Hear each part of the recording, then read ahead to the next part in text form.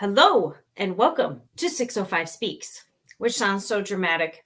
This is my pet project that I was born of pandemic boredom. In 2020, when we were all in lockdown and couldn't go out and have any fun, I spent a lot of time being lonely and missed being in shows and missed going to shows and hanging out with my friends and meeting new people.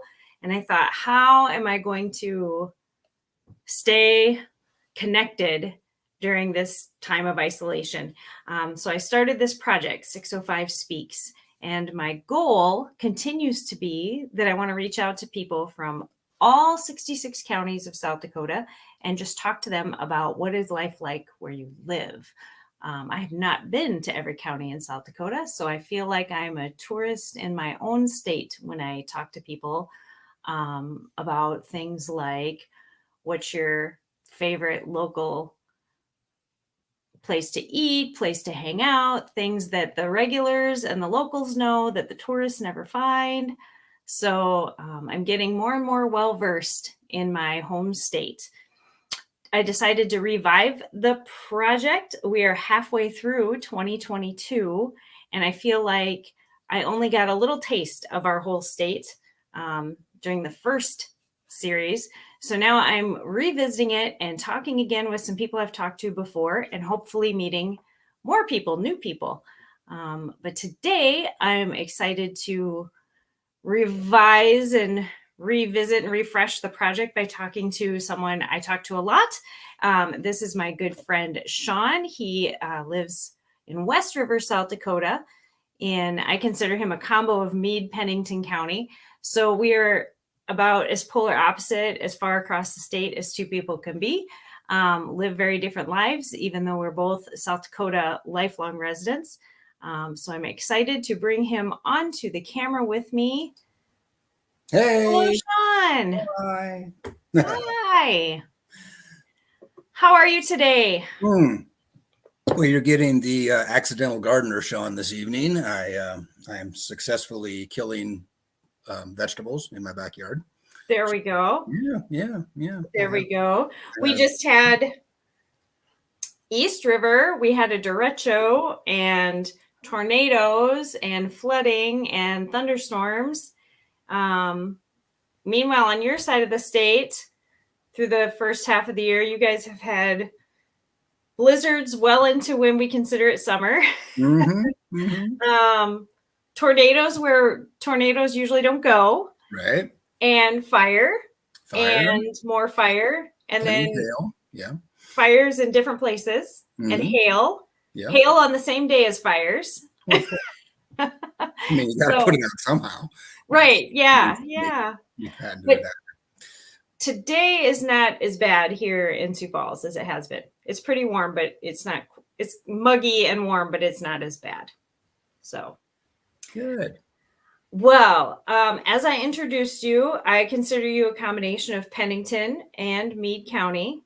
I'm from Sioux Falls, and we are the largest populated county, not in size. We have the most people, and then Pennington is the second most populated county. And we're divided by many, many miles and a very wide river. That's true. And a lot of cultural differences. So let's start with talking about you grew up in the Rapid City area. Yes. What's it been like over your life to be a West River dweller?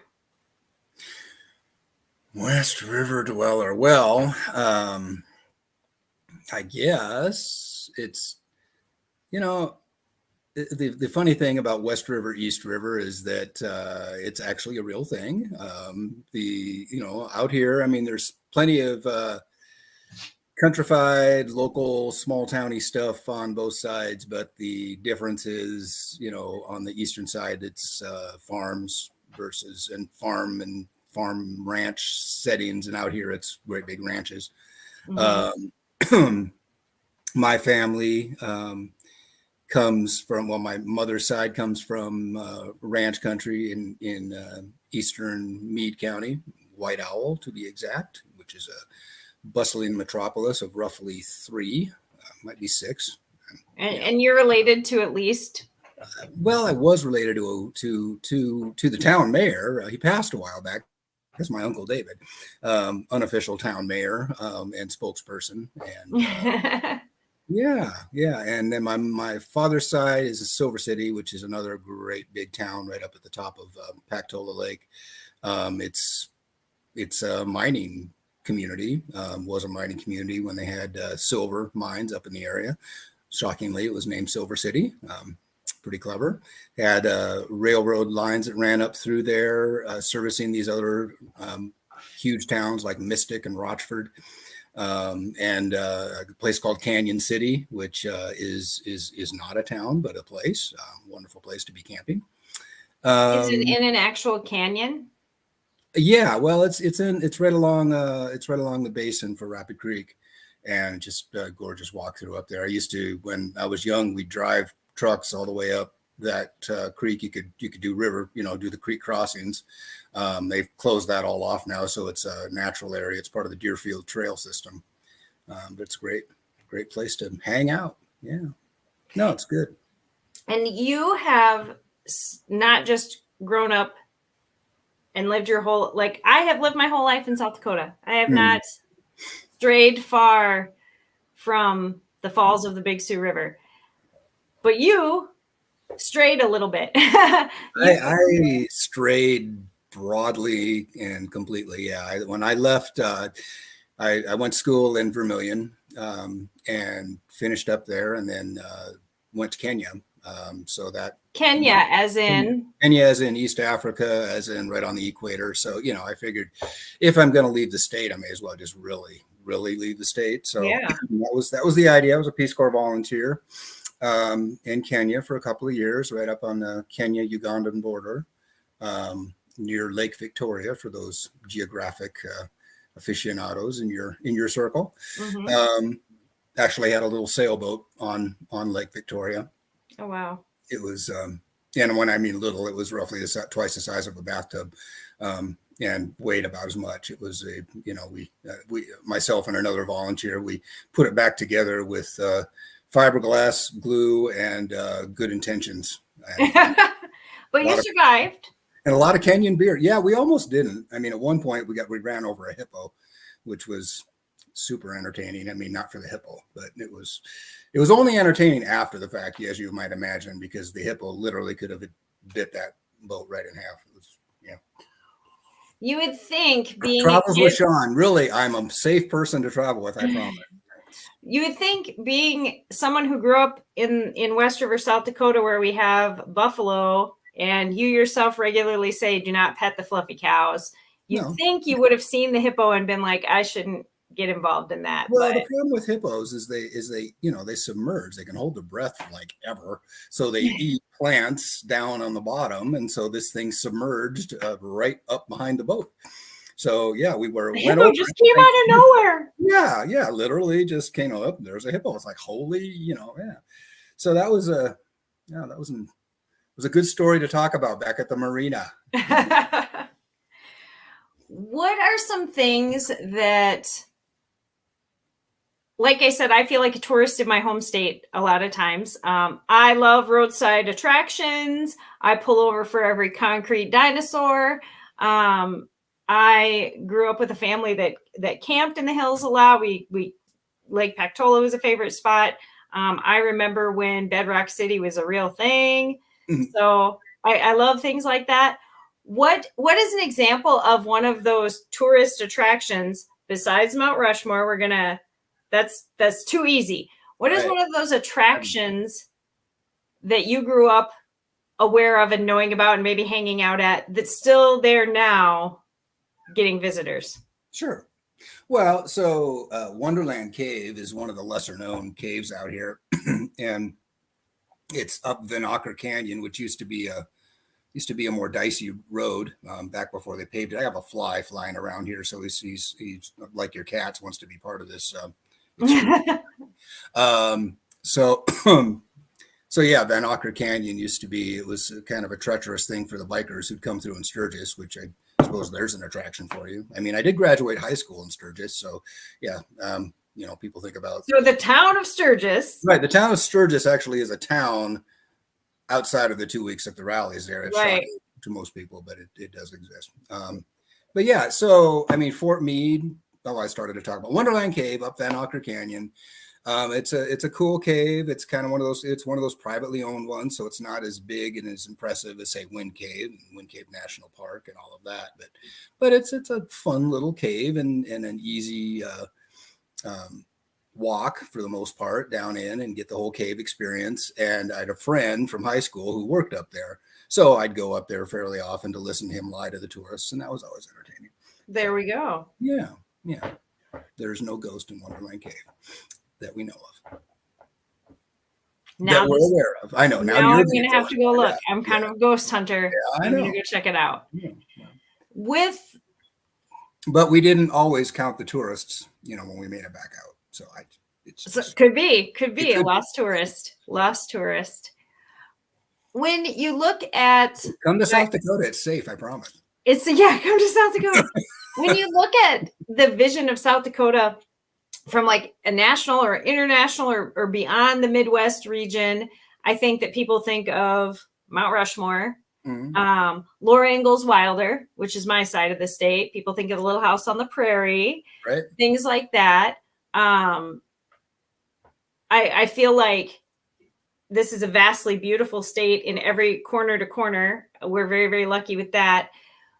But when you look at the way other South Dakotans who are not necessarily from Rapid City, the Black Hills area, particularly thinking more along Meade County, because that's right on the edge, but it's probably not what a lot of other South Dakotans are thinking of. When we are describing your corner of the state, what are we getting wrong? Well, there's just a lot more going on than the tourist attractions on Highway 16 and Mount Rushmore and Crazy Horse. I mean, those are all cool things. The light show at Crazy Horse is phenomenal. If you haven't been to that, go in the evening for sure, because it's a really cool light show. But there's a lot of history. There's a lot of cavalry history, of course, from that era. But then there's that whole slew of people who were here long before any white settlers rolled in, and the whole reason. The thing about the Black Hills, I guess, one of the things that I don't think too many people really understand very well is, but most people get it that this is native land and settlers moved in, but in fact, it was native land that was it was treaty obligated land through the Fort Laramie Treaty, and it didn't, and that treaty was intact until it was broken when gold was discovered, and then a lot of people snuck in, and then the cavalry followed them to protect the sneakers, and that's how settlements eventually got built in the Black Hills. Wait, so you're telling me the government protected the interests of the minority capitalists? It's shocking. I know. What? It's thank God we've moved past that moment in time, right? Yes. We both drunk to that. My bubbler, my sparkling water. Yeah, mine's vodka. It's fine. So I guess that's the thing. If you're going to come out, go get a little grounding. Go to the Journey Museum. Understand what's going on there. There's some good information about how life was and is here. Go visit the Prairie Edge Gallery. There's a lot of art there, and it's definitely sort of traditional Native art. But that art is being done. It's modern art. It's being done by. It's contemporary. It's contemporary happening right now. And you see traditional designs and very, very contemporary designs. Go through Art Alley in Rapid, which is I am so jealous of that. I do not understand how. I feel like my city, Sioux Falls, is very artistic and very creative and incorporates that into a lot of our. For sure. What was that? Yes. I mean, you have the art walk, you have all the art downtown. It's fantastic. Yeah. But we don't have an art alley. You and don't you have guys art alley do, because and I you're just love not as it. good as we are. I mean, that's, it's okay. It's all right. You got a lot going on there. Yeah. You have plenty to be. We got a lot going on. Right. Yeah. But no, art alley is super cool. They're actually, I heard not too long ago that they're planning on burying the power lines that are overhead, which is great because it'll improve it quite a bit. And give more access to that much more that much canvas. more space. And it's very authentic. And, it's just a really cool place to go visit. A lot of murals that are refreshed fairly often. So, yeah, I mean, take an opportunity to learn a little bit about the place you're visiting, I guess, is the best advice. Yeah. As somebody that is a local, what is something that is a hidden gem that the tourists wouldn't find unless a local took them there? Well, I mean, there's a lot of, I could talk about breweries, but those are everywhere these days. So I think one of the coolest things in Rapid right now is the Susie Cabot Art Center, which has art from the Black Hills Workshops for folks with disabilities. And there's some just fantastic art in that. It's right downtown. So easy to get to, easy to walk through. Go to the Mud Hole Cafe downtown. It's close to that. It's lower downtown if Rapid City has such a thing, but that's a great breakfast spot.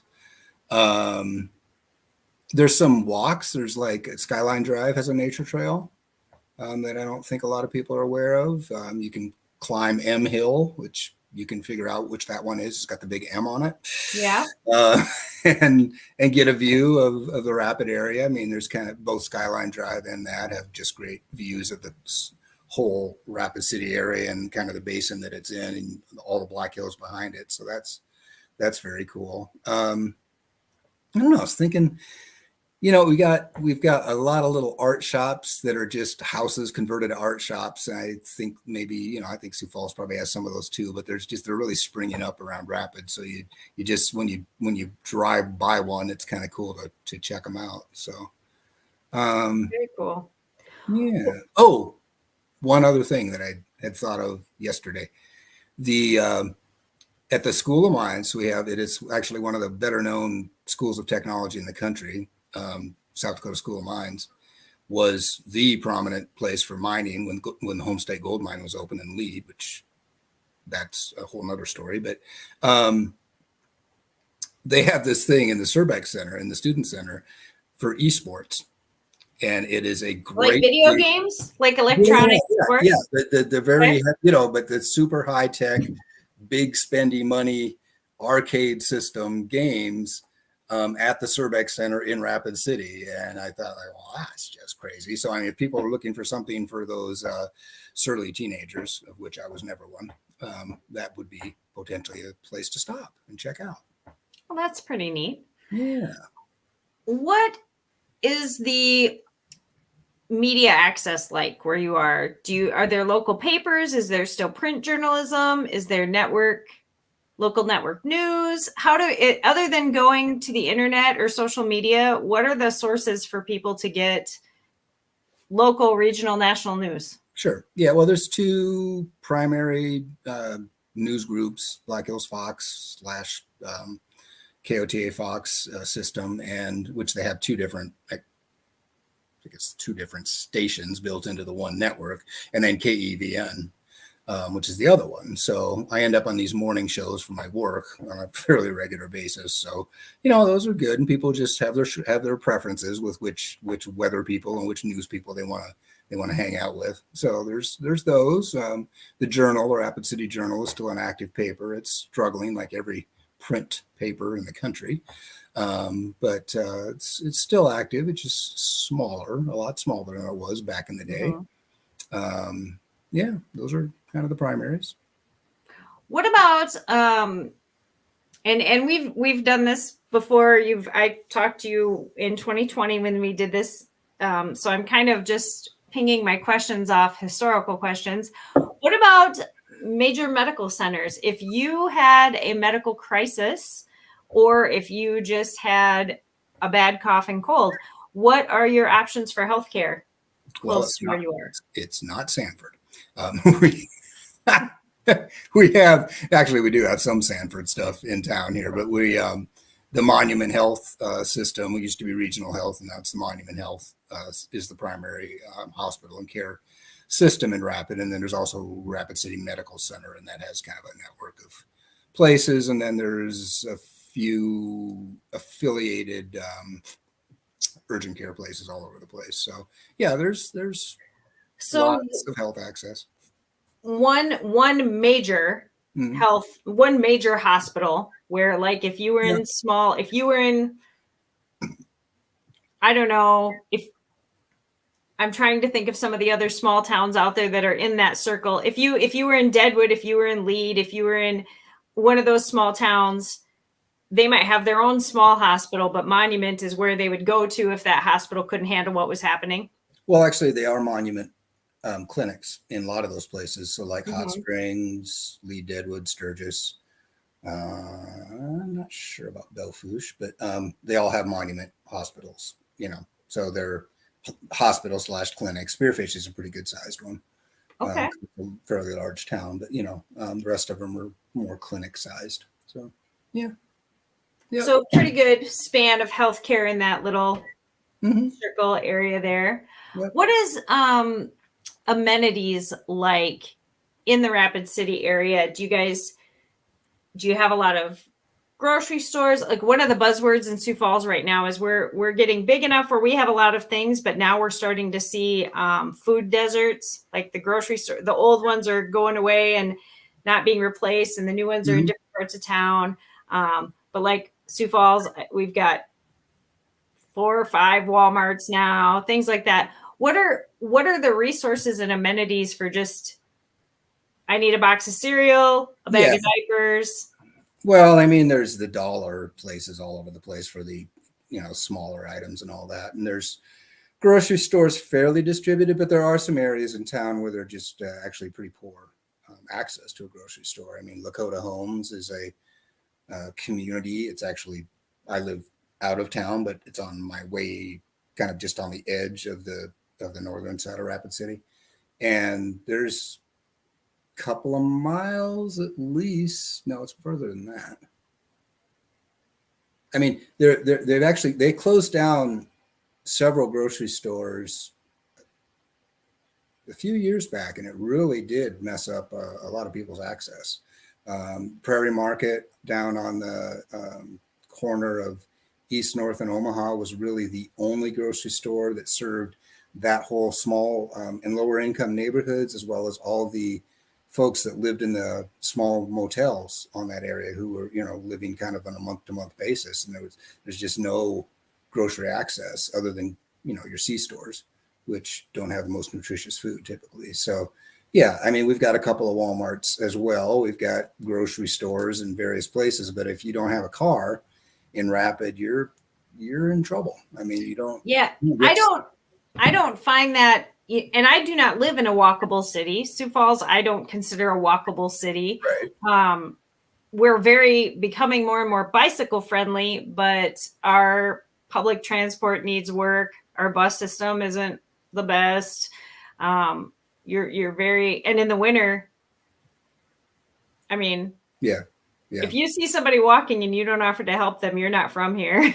Right. It's not pleasant. And I don't find Rapid City overall to be very walkable, even in their residential areas.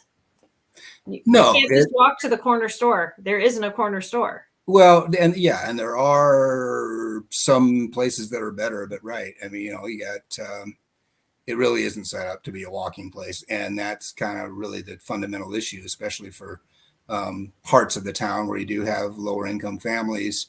They are making treks to get to the places where they need the resources. Shopco, when Shopco's all closed down, completely cut a lot of people off from that sort of,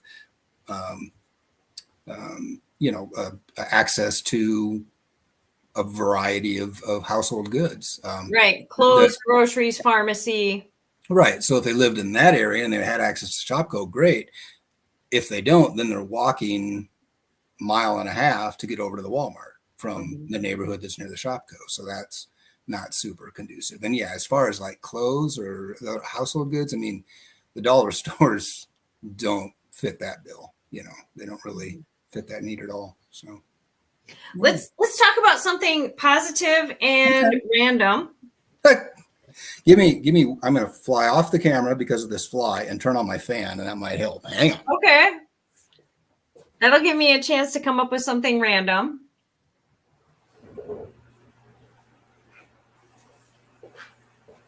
I'm randomly back. Okay. So if you had somebody Sorry. What?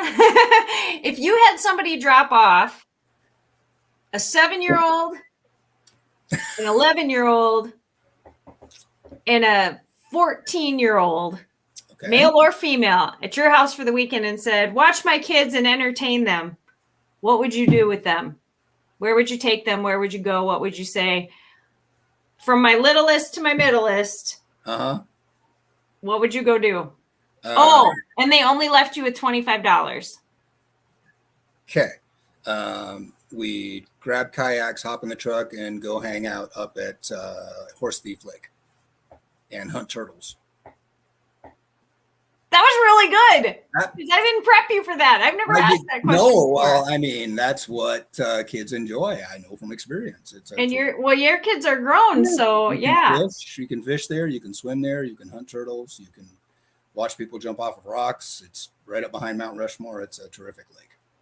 Yeah, love it. Okay. Yeah. And you could do it for less than $25.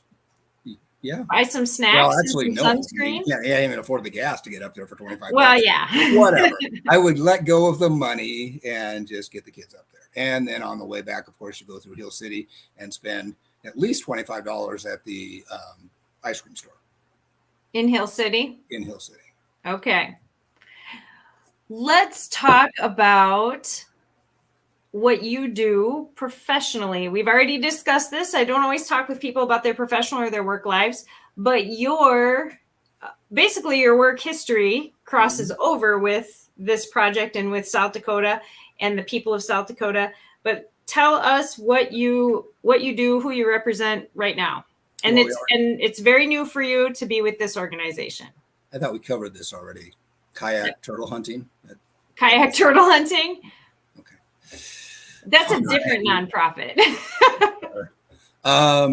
So yeah, no, I am the executive director for Western South Dakota Community Action, which is community action programs are everywhere in the country. It's something that started back in the Johnson administration. And these are programs that do typically administered through states for low-income energy assistance, help with income taxes, some other types of assistance for weatherization, for getting homes ready for cool or hot, depending on the climate. And then there's typically food programs. Ours does the commodity program that's through the USDA, senior boxes. We also do some programs that are through the CARES Act that will roll through 2023, and that's kind of additional assistance for people impacted by COVID. We also do like rent assistance, kind of a variety of stuff. Income tax preparation, the Affordable Care Act navigators, the SHINE program for senior health. Probably forgot 2 or 3. So, but I've only been there a month. And yeah, you've only been there a month, so that was pretty good. And that encompasses more than just like your immediate area where you live. Oh yeah, it's all 14. So top to the bottom of South Dakota, this side, this western tier, the 14 counties on this side of the state. So, yeah. Awesome. And I wanted to ask about a specific thing because I feel like it's very, very much been on our mind this year in South Dakota. We have had some seriously dramatic, weird weather for us. And the hill that South Dakotans will die on is that we have the best and the worst weather of anywhere in the world. We're the coldest, we're the hottest, we're the sweatiest, we're the driest. We're so proud of the awfuls Yeah. Um, Yeah. and we've had more unusual weather this year than I've known in my lifetime. So tell me about the weatherization program. I had never heard of such a thing. I mean, you hear about like utility assistance and Mhm. things like that, but that's not what this is. Tell us what that program is and how people access it.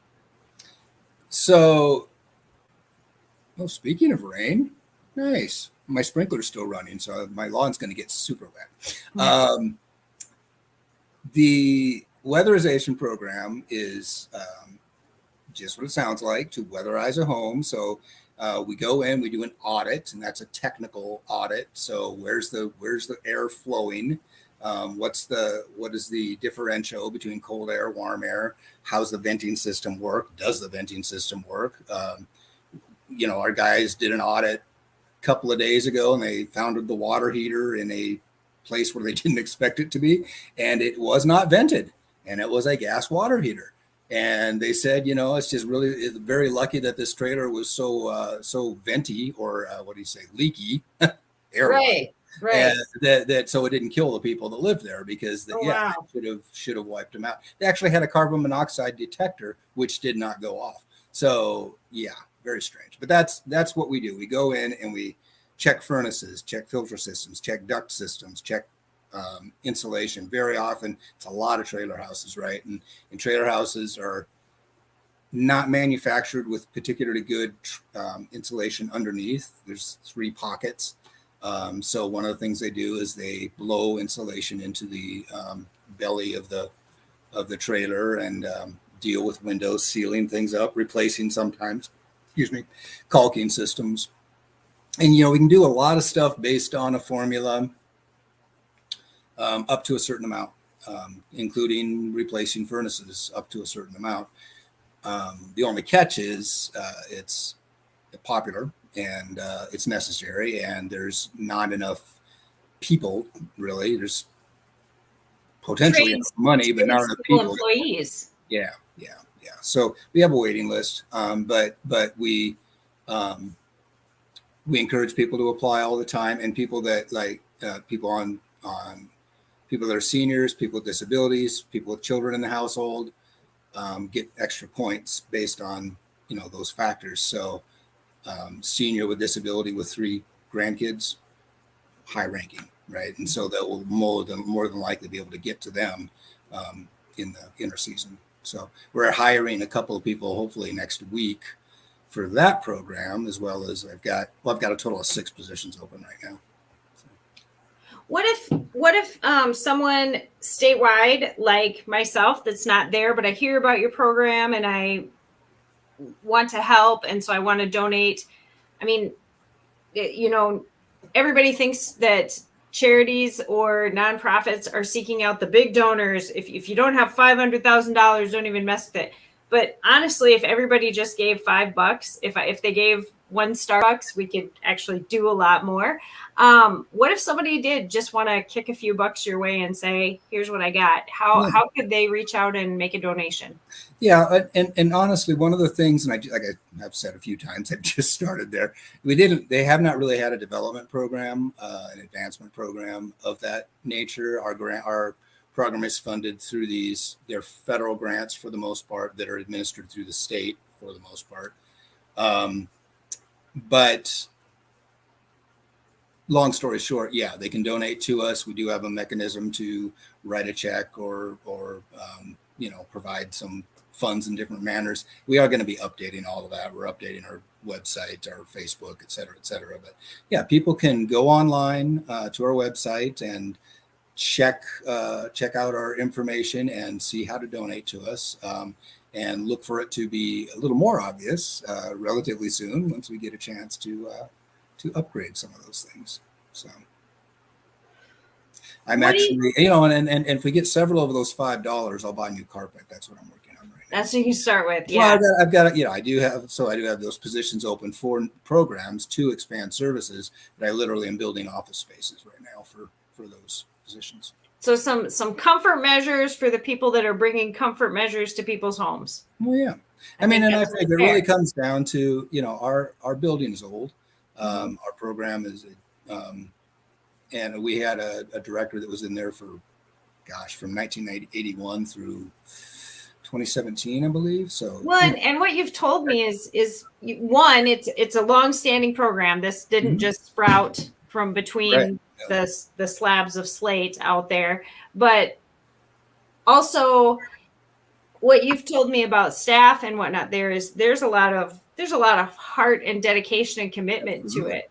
Yeah. And I mean, I've got people that have worked there for a very long time for not a particularly good amount of money and have changed the lives for so many. I mean, in fact, we just had an all-staff meeting yesterday, and this fly.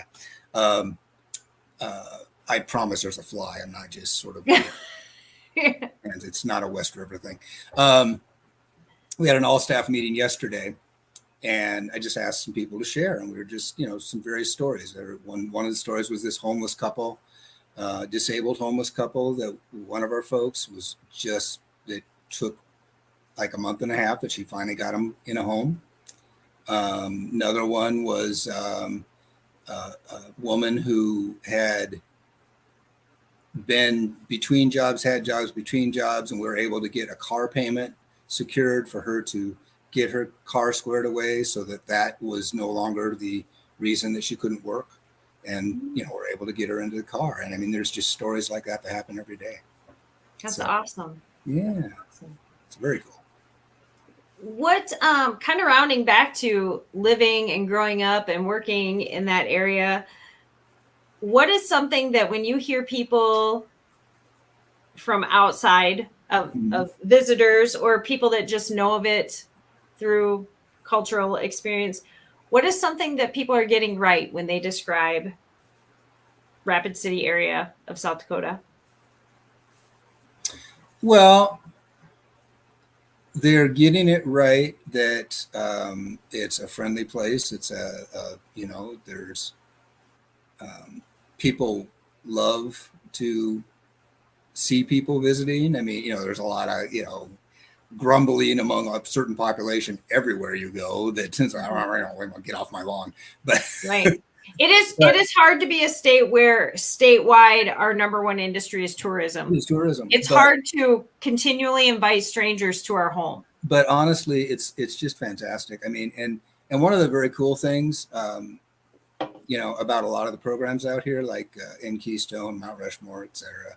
There's just a ton of people that come in from other countries and work here, Wall Drug too, for that matter, and they come out and they work in the tourist industry primarily. But it's so you get that additional sort of opportunity for those people to share their homes, their culture, their space with the people that live here and engage with all of these tourists. So it creates kind of that additional cultural connection and context, which I think is fantastic. And yeah, I mean, I think it is a great place to visit. There's a lot of people who come here, often, repeatedly, and keep coming back, right, or retiring out there, and then they come back and retire. But and it isn't. I mean, Mount Rushmore doesn't change a lot year to year. So something else is bringing them back. So I mean, there's a lot of cool stuff to do, and there's a lot of cool things to see once you get past those things that everybody knows about. I know it's bringing them back. It's Sharon at the Celtic store. Sharon is quite a treasure. She's a treasure of a lady. Right. Yeah. Yes. She's the real deal. Yeah.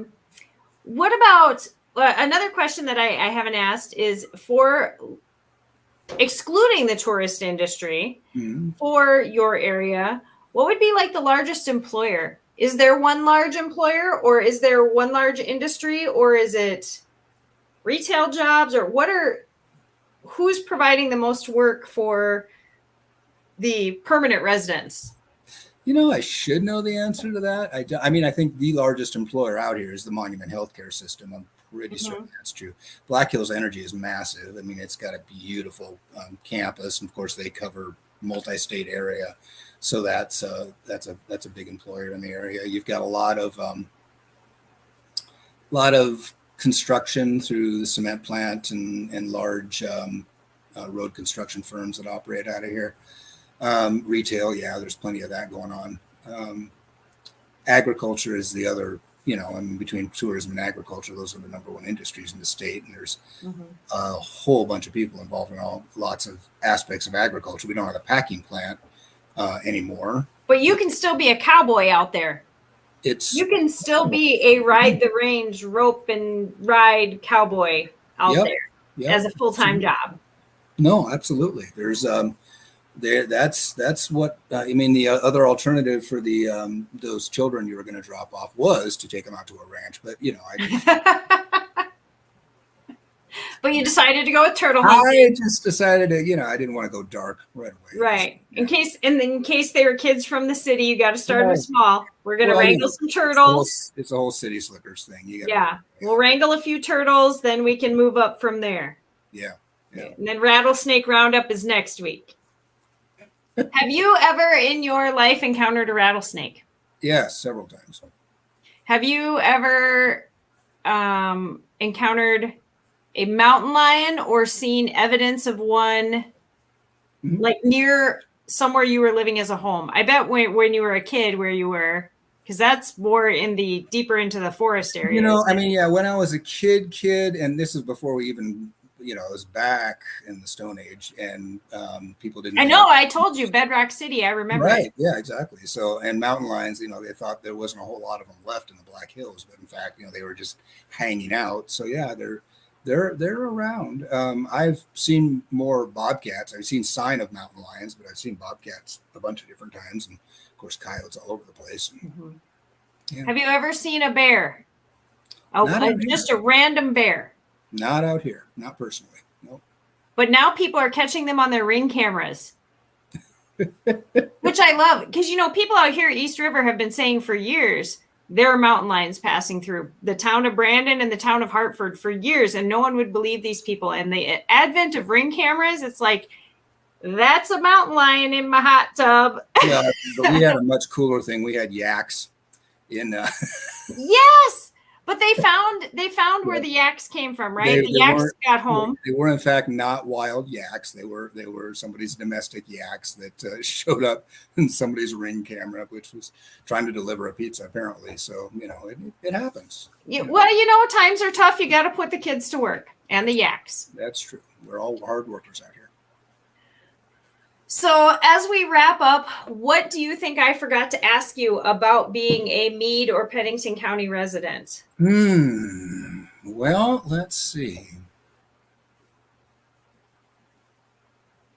Everything is better on the west side than the east side. No, it's not true. Not true. No, there's I think what's cool and interesting is that a lot of things stay the same, right? There's a lot of places that you can go and get an authentic flavor.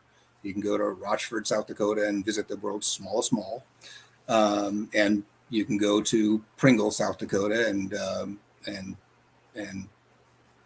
sneak up to the cult compound, or hang out at the.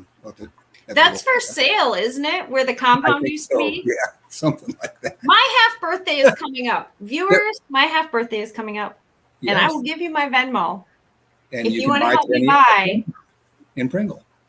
Yeah, a big chunk of land with a tower in it that I've been working on my Rapunzel hair. So I'm ready. I'm ready. I don't know what I would do with it, but I would do something amazing. I just know it. Yeah. What? No, I'm down with the idea. Yeah. Yeah. I don't know what I would do. Yeah. So beyond those things that stay the same and are available, there's also new stuff that pops up all the time. We haven't had the sort of the broad art and access to music and festivals and whatever else which has of course it all boils down to population and whatnot, but it's expanding, and there's always something new that you find out about, which is one of the blessings of social media. So, right. Yeah, I have to say, one of my things, if I was going to give a plug for something that is both East River and West River, is 605 magazine, which was born here in Sioux Falls, now has publication for the east side and the west side, and they have the 605 Summer Classic here, and then which is in the summer, it just happened a couple weekends ago, and then in the fall they have the 605 Beer Classic in Spearfish, and I've got to go a couple years in a row now, and it's just, I love that there's elements of art and entertainment and publication and print media and word of mouth and going back and forth. I love that there's becoming a little more, the younger people are much better at crossover. Just this weekend here in Sioux Falls, the InnoSkate event started out or visited Pine Ridge. Yeah, Pine Ridge, and now they're going to be here this weekend. And I love, I've been kind of following that journey and seeing the kids out there, and now this weekend we're going to get to see the kids over here. And I like that. I like that the younger generations are not riding the East versus West. Right. Yeah. So, meanwhile, Chamberlain's in the middle, and they're like, "Come fish with us, everybody. It's fine. It's fine. It's not just a bridge. Yeah. It's not just a bridge. They have the best Taco Johns in the state in Chamberlain. Yeah, absolutely. What parting sentiment would you like to share with our viewers today? Well, just that I think this venue, this medium, this process is ideal because it's a great big state that people think of as flyover country. But every single county, every single town, everybody's got a story. And I think there's, you're always finding out about them. If you pay attention, and there's a lot of opportunity to hear from people. So I know I'm not by any stretch, any version of a local expert on Rapid City or Sturgis or Meade County for that matter, but I have my version of the story, and it's always good to hear more. Well, and I'm glad you were willing to tell it today. I appreciate that. And so now I've added a new twist to my project. I'm going to wrap up with having you pick a card. 10 of spades. 10 of spades. I guess there's only one 10. Very serious question. Deserves a very serious answer. Would you rather have a flying carpet or a car that goes underwater? Oh, see, James Bond thing going there.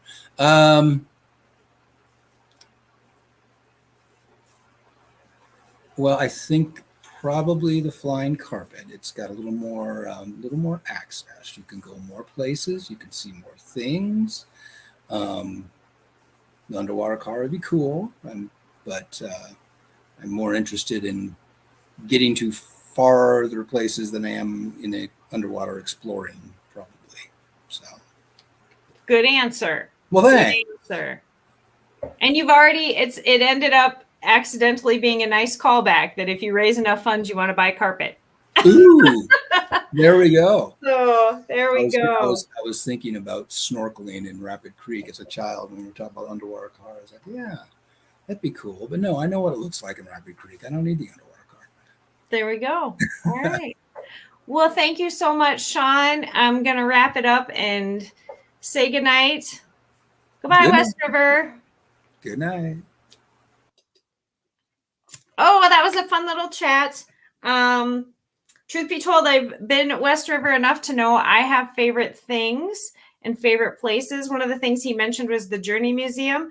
The first, as you enter the Journey Museum, the first little vestibule is, the night sky and the creation story, and it's beautiful. And I could easily just go in there and stay there for hours without seeing anything else. Just staying there and the star in the skies and hearing the creation story is very, very beautiful. And I definitely, my heart is in the Badlands. As much as I'm a Sioux Falls girl and I love our river and I love our quarries and climbing our granite outcroppings, being barefoot in the Badlands, as long as there's no scorpions or snakes around, is pretty amazing. look into grounding and earthing. If you're into that kind of stuff at all, your feet need to touch the ground in the Badlands. So Shawn, I appreciate you for helping me revive this project. And for everybody else that's watching, please email me at 605speaks@gmail.com and volunteer. I want to talk to somebody from every county. I want to talk to librarians. I want to talk to mechanics. I want to talk to hairdressers. They always know what's going on. I want to talk to young people, old people, new people, lifelong people, all the people. So please reach out to me or reach out to someone else and have them join you on camera, and we'll talk. We'll talk about our state and where we've been and how we got here. So 605speaks.com, 605speaks@gmail.com. Have a great weekend. Happy post-Independence Day, 4th of July. Be safe. Be good. Wear a sweater. Bye.